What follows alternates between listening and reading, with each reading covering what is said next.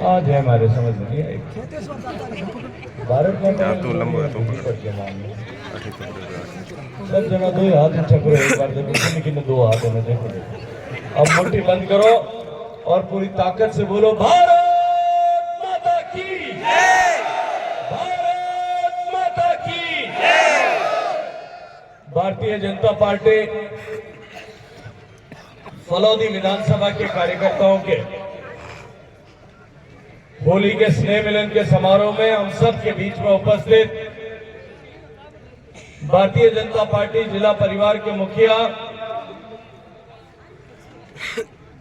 और जिले के अध्यक्ष आदरणीय मनोहर पालीवाल जी,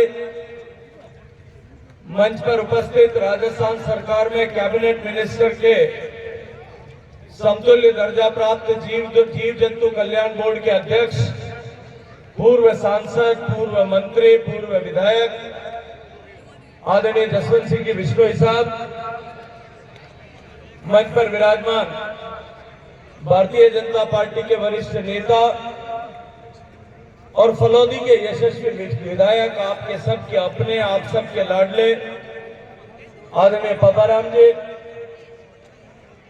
संभाग के सह प्रभारी और मेरे भाणेज भाई अभिमन्यु सिंह जी राजवे,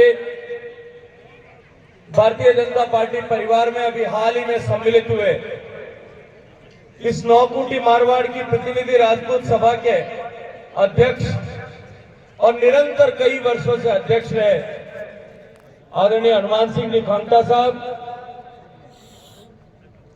बड़े भामाशाह और समाज के बड़े नेता, समाज सेवी और भारतीय जनता पार्टी परिवार में सम्मिलित हुए आदरणीय श्री पप्पूराम जी डारा,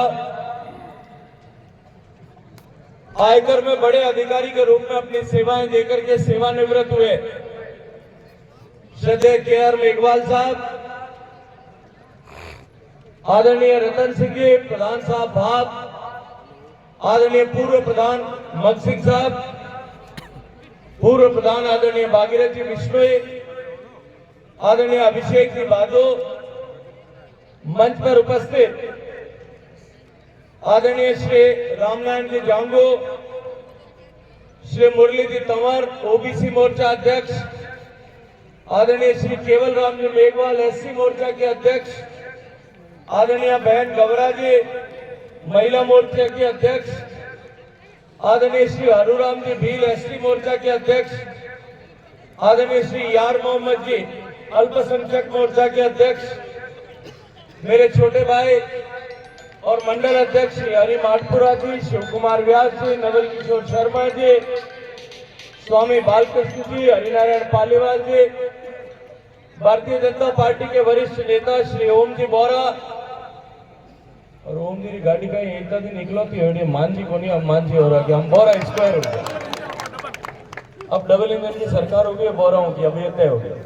रंगा साहब पक्का डबल इंजन की सरकार हो गई, बोराओं की डबल इंजन की सरकार हो गई ना थे हमारे हाथ होता पार्टी में आ जाएगा। आदरणीय दिनेश जी रंगा साहब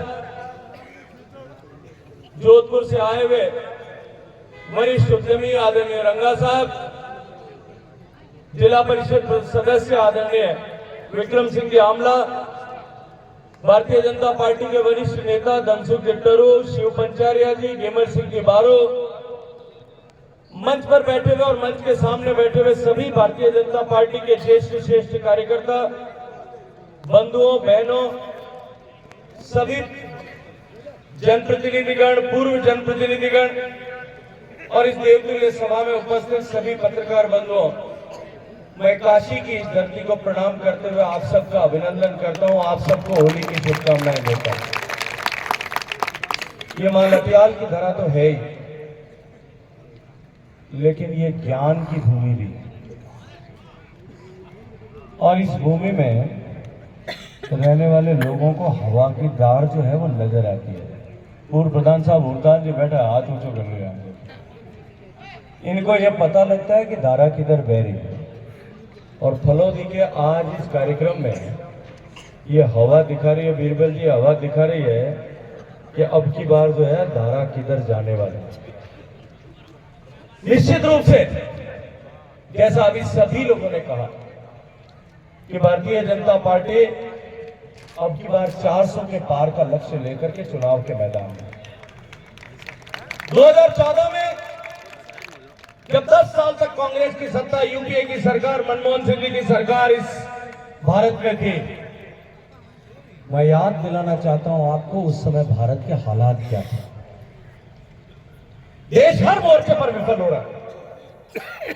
अर्थ प्रधान योग है, अगर आर्थिक दृष्टिकोण से देखो तो दुनिया की जो बड़ी अर्थव्यवस्था है, भारत 10वें नंबर पर था अटल जी की सरकार के समय में। जब अटल जी की सरकार गई तब मनमोहन सिंह के बड़े अर्थशास्त्री कहलाते थे, आरबीआई के चेयरमैन रहे थे, वर्ल्ड बैंक में अपनी सेवाएं दी थी।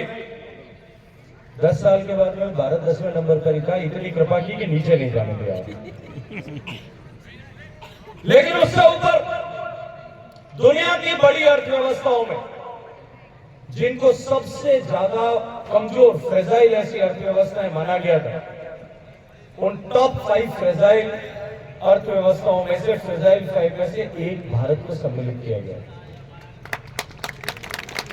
भारत की अर्थव्यवस्था इतनी कमजोर थी कि हमारे पास में अपने खर्चे चलाने के लिए विदेशी मुद्रा का भंडार लगभग समाप्त हो गया। आर्थिक दृष्टि से देखने के बजाय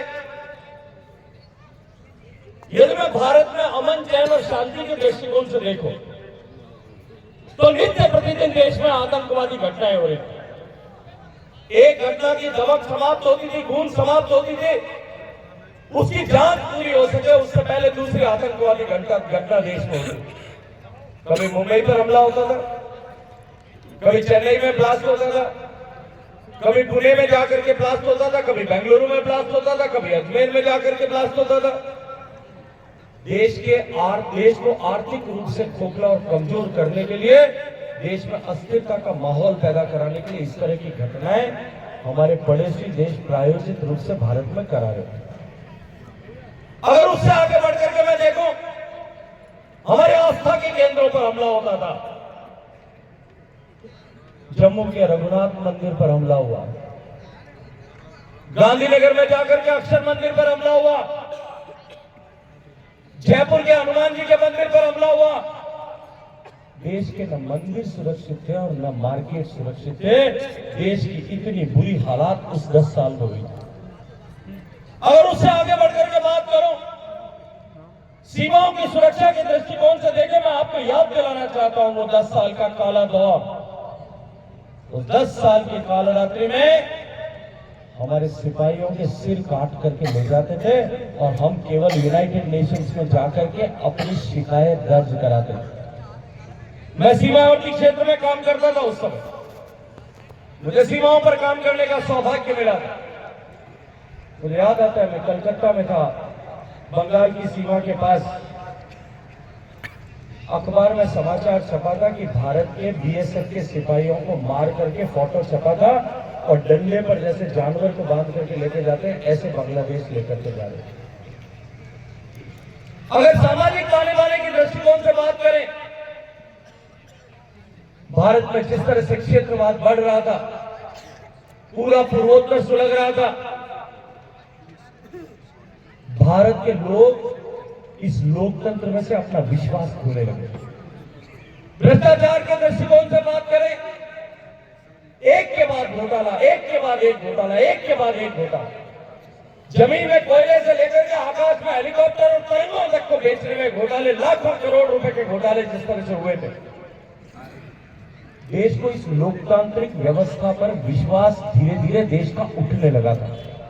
जिस आजादी को हमने लाखों कुर्बानियों के बाद, अनेक लोगों ने जब हंसते हंसते अपने आप को फांसी के फंदे पर झूलना स्वीकार किया होगा, तब जाकर के देश आजाद हुआ।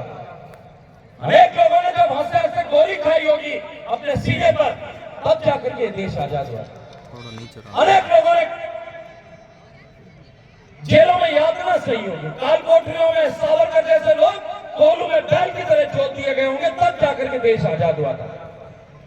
अनेक लोगों ने लाठियों के प्रहार सहे होंगे, कोड़ों के मार सहे होंगे, बर्फ की शिलाओं पर लिटाया गया होगा, उनको दांत के और प्लास से खींच करके उनके दांत के नाखून जीते जी निकाल दिए हुए होंगे। लोगों ने उफ नहीं किया, तब जाकर के ये देश आजाद हुआ था, ये लोकतंत्र आपको हासिल हुआ था।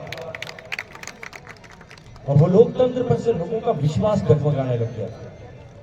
और तब 2014 में भारतीय जनता पार्टी नरेंद्र मोदी जी के ऊपर चेहरे पर हमने चुनाव लड़ा और भारतीय जनता पार्टी के तत्कालीन राष्ट्रीय अध्यक्ष आदरणीय राजनाथ सिंह जी ने घोषित किया कि अब की बार हम पूर्ण बहुमत की सरकार बनाएंगे, अब की बार 272 के पार जाएंगे। भारतीय राजनीति की समीक्षा करने वाले कोई भी लोग, चाहे